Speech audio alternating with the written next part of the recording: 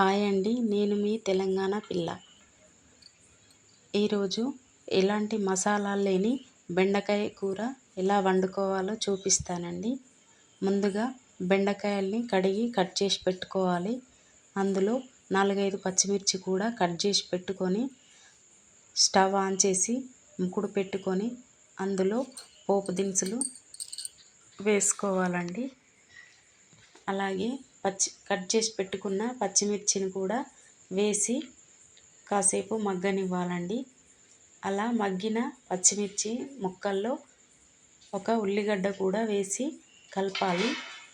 అవి రెండు మగ్గాక 2 టమాటాలు వేసుకోండి.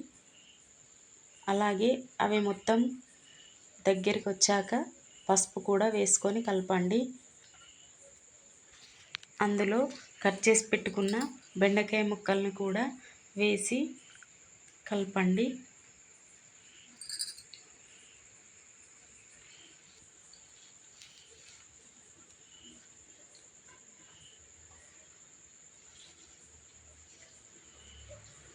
ఇలా వేసిన బెండకాయ ముక్కలని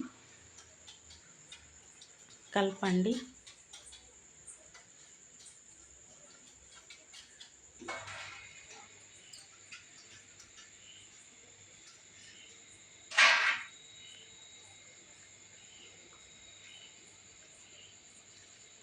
కూరకు సరిపడా ఉప్పు కూడా వేయండి.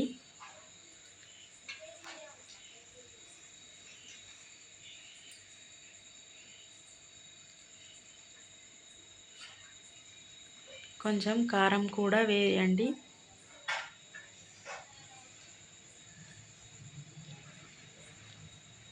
ఇలా మీడియం ఫ్లేమ్లో పెట్టుకొని కూర మొత్తం ఇలా కలుపుతూ ఉండాలండి, అడగంటకుండా.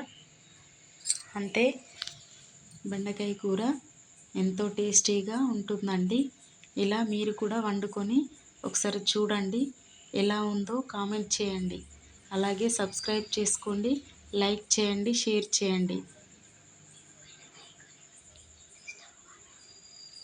ఇది బగారన్నంలోకైనా వైట్ అన్నంలోకైనా ఎంతో టేస్టీగా ఉంటుందండి. ఒకసారి ట్రై చేసి చూడండి.